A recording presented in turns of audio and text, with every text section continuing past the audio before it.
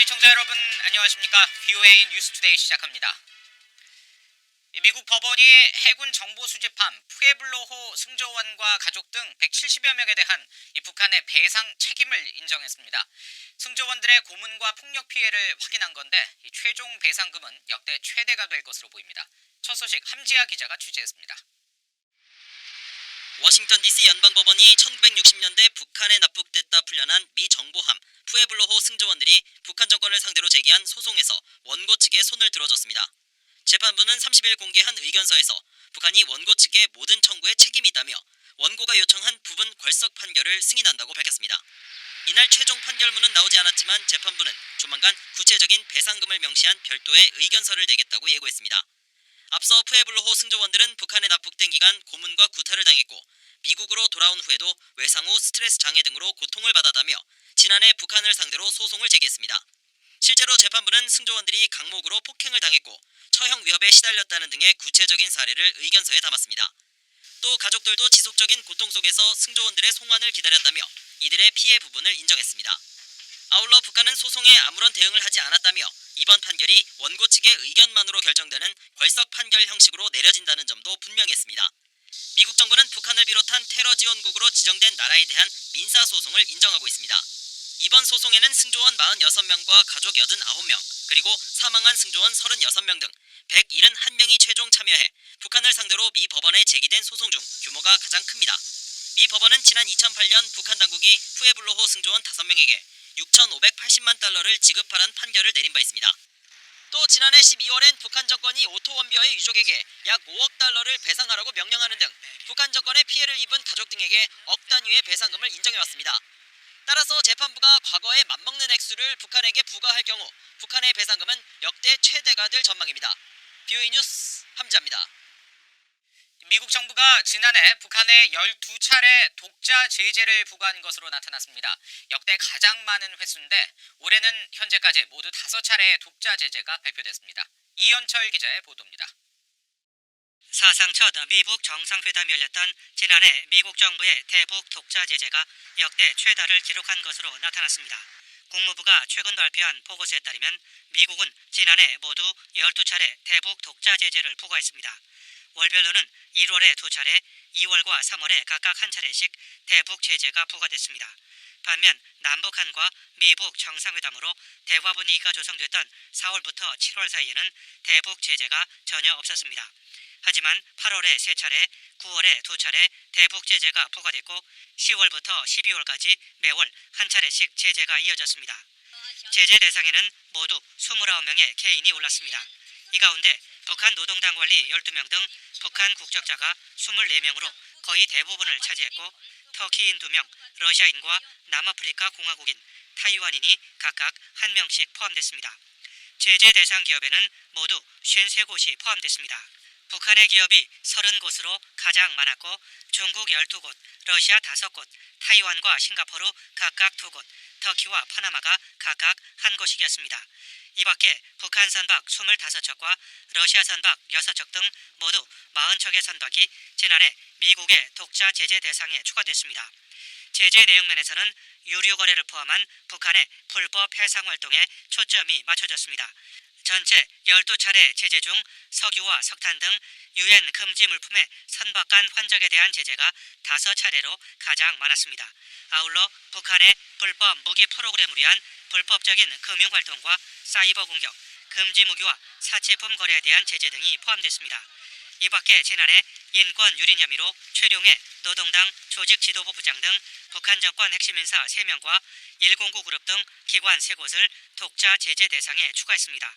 한편 올해 미 정부의 대북 독자 제재는 지난 9월 북한 해킹 그룹 3곳에 대한 제재까지 모두 5차례 발표됐습니다. VOA 뉴스 이한철입니다. 트럼프 행정부의 미북 이산가족 상봉을 촉구하는 안건 2개가 하원 외교위원회를 통과했습니다. 한국 정부와 협력해 화상상봉 등을 추진하자는 법안과 북한과 재미 이산가족 상봉 절차를 시작하도록 촉구하는 결의안입니다. 이조은 기자가 전해드립니다. 미 하원 외교위원회가 30일 전체 회의를 열고 미북 이산가족 상봉과 관련된 법안과 결의안을 만장일치로 통과시켰습니다. While there have been 21 reunions involving South and North Koreans since the year 2000, Korean Americans have not been included in this, and especially as these individual age is important for us to push forward toward family reunifications. 이날 통과된 이상가족 상봉 법안은 재미 한인들이 북한에 있는 가족과 상봉할 수 있도록 미 정부가 한국 정부 그리고 재미 이상가족들과 논의할 것을 요구하는 내용입니다. 법안은 뉴욕의 지역구인 민주당의 그레이스 맹 의원이 지난 3월 중순 대표 발의했습니다. 캘리포니아주의 캐런 베스 민주당 하원 의원이 지난 6월 말 대표 발의한 결의안은 미국과 북한이 결의안 채택 60일 이내 이상가족 상봉 절차를 시작할 것을 독려했습니다. 특히 미국과 북한이 관계 정상화를 시도하거나 달성하기 전에 이상가족 상봉을 가능한 한 별도의 사안으로 분리해 우선 사안으로 다룰 것을 촉구했습니다. 법안과 결의안은 모두 한국 정부와 협력해 재미 이상가족의 화상 상봉 방안을 마련할 것을 제안했습니다. 베스 의원은 이상가족 상봉이 북한과의 정치적 상황에 영향받고 있는 점을 우려했습니다. Some separated families have taken a private route to contact their families in the North through third-party brokers. These unofficial reunions can cost about $1,500, but the process can be faster and less dependent on the political climate between North and South. 지난해와 올 들어 한인 밀집 지역을 지역구로 하는 민주당 하원 의원들은 미북 이상가족 상봉을 촉구하는 서한가 결의안을 여러 차례 내놨는데 소관 상임위를 통과한 건 이번이 처음입니다. 이번 법안과 결의안이 만장일치로 상임위 문턱을 넘은 만큼 본회의 표결에 붙여지면 통과 가능성은 높을 것으로 보입니다. VOA 뉴스 이재훈입니다. 이 북한이 미국 본토에 도달할 수 있는 핵탄두 탑재 중거리 미사일 능력을 확보한 것으로 추정된다는 보고서가 나왔습니다. 미 민간 연구단체 헤리티지 재단이 30일 공개한 2020 미 군사력 지수 보고서는 북한을 러시아와 중국, 이란, 중동, 아프간, 파키스탄 테러 등 7개 위협 대상에 포함시키며 이 같은 평가를 내놨습니다. 또 두 차례의 미북 정상회담에도 북한의 대량 살상 무기 생산은 감소하지 않았고 오히려 핵 분열 물질의 생산이 증가하고 있는 것으로 미 정부 당국은 파악하고 있다고 설명했습니다. 이와 함께 위성사진 판독 결과 북한이 미사일과 재진입체, 발사대, 핵무기 생산 시설을 개선하고 있는 것으로 드러났다며 미 정부 당국은 북한이 비축한 모든 대량 살상 무기들과 운반체계 생산 역량을 포기할 것으로 보지 않는다고 덧붙였습니다. 한국 법원이 유엔 대북 제재를 피하기 위해 북한산 석탄과 선철을 러시아산으로 속여 밀수입한 수입업자들에게 중형을 선고했습니다. 대구지방법원은 30일 북한산 석탄 등을 밀반입한 혐의로 기소된 수입업자 4명과 법인 5곳에 대한 재판에서 모두 유죄를 선고하고 이 중 2명은 남북교류협력에 관한 법률 위반 혐의로 각각 징역 4년과 벌금 등을 선고하고 구속했습니다. 한국 법원이 1990년 제정된 남북교류협력법 위반을 적용해 구속한 사례는 이번이 처음입니다.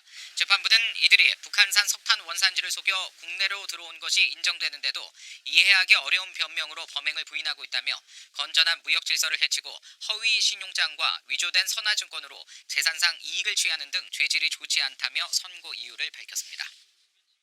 한국에 정착한 뒤 창업에 성공한 탈북민들이 자신들의 창업 과정 등을 공유하는 토크 콘서트가 30일 서울에서 열렸습니다. 이번 행사를 주최한 사단법인 더 브릿지의 황진설 대표는 탈북민 중 취약계층에 있는 이들이 한국 사회의 구성원으로 경제적 자립을 이룰 수 있도록 창업을 지원하고 멘토링 프로그램을 지속적으로 운영하도록 할 것이라고 밝혔습니다. 북한에서 교사 생활을 하다 지난 2010년 탈북해 현재 연 매출 10억 원의 인쇄회사를 운영하는 김인철 씨는 한국 사회에 정착하는 과정에서 가장 힘들었던 점은 지인이 없었던 것이라며 다양한 탈북민 지원 사업을 통해 알게 된 지인들의 도움으로 빠르게 창업에 성공할 수 있었다고 말했습니다. 또 2015년 탈북한 양강도 해산 출신의 제시 킴 씨는 주변에서 한국 사회 구성원들이 탈북민들을 이해하지 못한다는 이야기를 많이 하지만 이제는 탈북민들도 한국 사회 구성원들을 이해하는 자세가 필요하다고 말했습니다. 이상으로 VOA 뉴스투데이 마칩니다. 함께해 주신 여러분 고맙습니다.